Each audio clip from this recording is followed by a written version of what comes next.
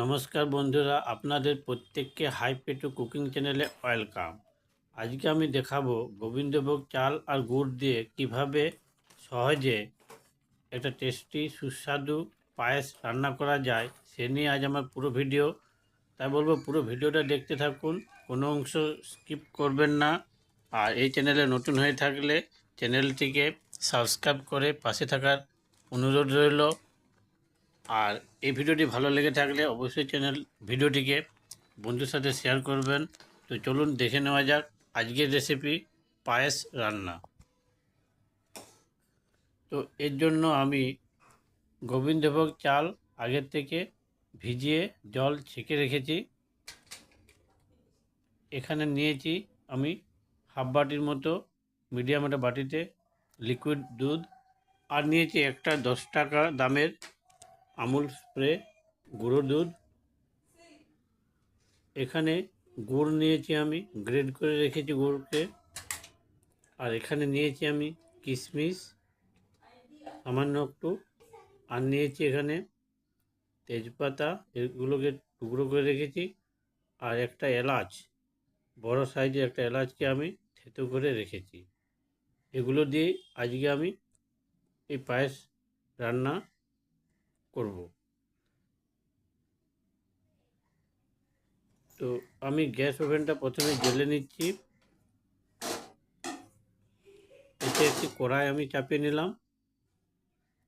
কড়াইয়ের আঁচ একটু লো করে দিলাম, মিডিয়াম করলাম। এরপর লিকুইড দুধ আমি ঢেলে দিচ্ছি।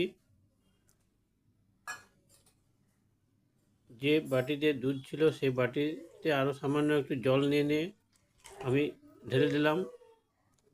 অর্থাৎ মোট 2 বাটি আমি এখানে যোগ করলাম। এরপর এটাকে খুন্তি দিয়ে সামান্য একটু ঘেটে নিচ্ছি।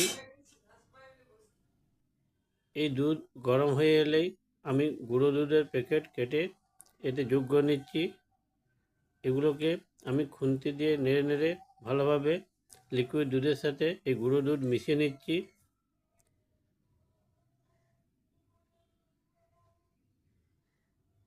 যখন গুঁড়ো দুধ আমার একেবারে মিশে গেছে,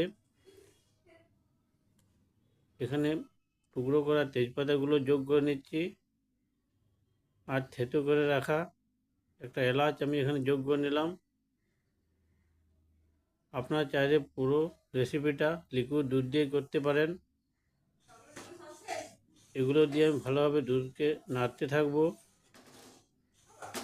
এভাবে কন্টিনিউ প্রসেসে খুন্তি দিয়ে দুধ নাড়তে হবে, তাহলে পায়েস সুস্বাদু হবে এবং টেস্টি হবে। এরপর ভিজিয়ে রাখা জল ছেঁকে রাখা চালগুলো আমি এখানে যোগ করে নিচ্ছি। গোবিন্দভোগ চাল আমি যোগ করে নিচ্ছি। আপনারা চাইলে যে কোনো আতপ চাল দিয়েও এই পায়েস করতে পারেন। নর্মাল যে আতপ চাল পাওয়া যায় সেই চাল দিয়েও আমরা এই পায়েস করতে পারি। এরপর খুন্তি দিয়ে নাড়তে হবে।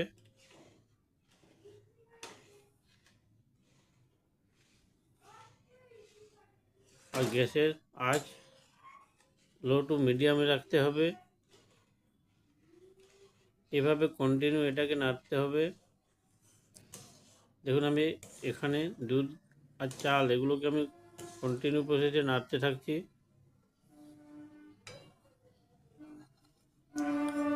এরপর ভিজিয়ে রাখা কিশমিশগুলোকে আমি এখানে যোগ করে নিলাম। এরপর আবার খুন্তি দিয়ে এগুলোকে নাড়তে হবে।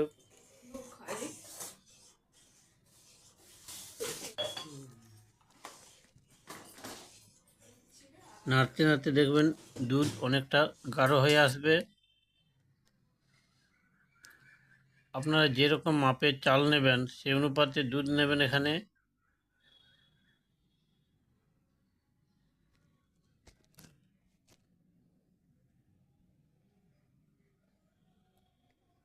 এই পায়েস রেসিপি তৈরি করতে হলে আপনাকে খুন্তি দিয়ে ক্রমাগত এটাকে নেড়ে যেতে হবে, না হলে নিচে লেগে যেতে পারে।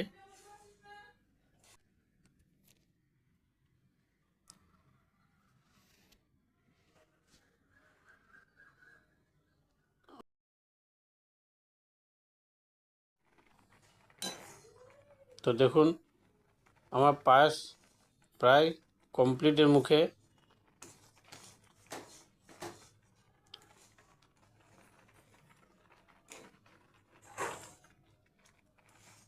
দেখুন দুধ এখানে ঘন হয়ে এসেছে।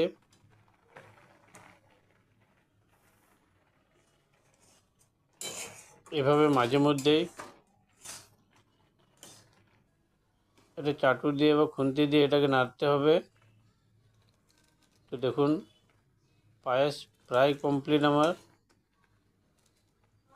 খুব সুন্দর থিকনেস এসেছে।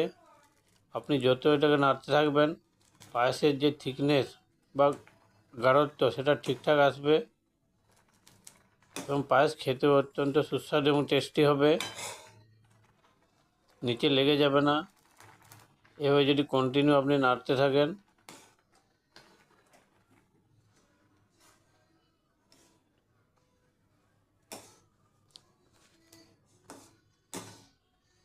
এভাবে ক্রমাগত নাড়তে হবে। এরপর আমি গ্যাস অফ করে দিলাম আর আগে থেকে গ্রেট করে রাখা গুড় আমি এখানে যোগ করে নিচ্ছি। আমি এখানে রেসিপিটা গুড় দিয়ে করছি, আপনারা চাইলে চিনি ইউজ করতে পারেন। তবে গুড় খাওয়া স্বাস্থ্যের পক্ষে উপকার, তাই আমি এখানে গুড় ইউজ করেছি। এরপর এই গুড়কে ভালোভাবে পায়েসের সাথে মিশিয়ে নিতে হবে। তো আমি কন্টিনিউ প্রসেসে এভাবে ঘাঁটতে ঘাঁটতে পুরো গুড়কে ভালোভাবে পায়েসের সাথে মিশিয়ে নিচ্ছি। দেখুন গুড় আমার পায়েসের সাথে প্রায় মিশে এসেছে এবং পায়েসের বর্ণ হালকা বাদামি হয়ে গেছে। তো আমার পায়েস একেবারে রেডি।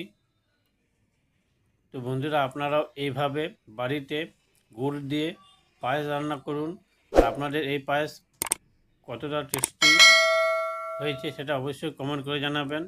আর এই চ্যানেলে নতুন হয়ে থাকলে চ্যানেলটি সাবস্ক্রাইব করার অনুরোধ রইল। তো thank you, stay safe, stay healthy.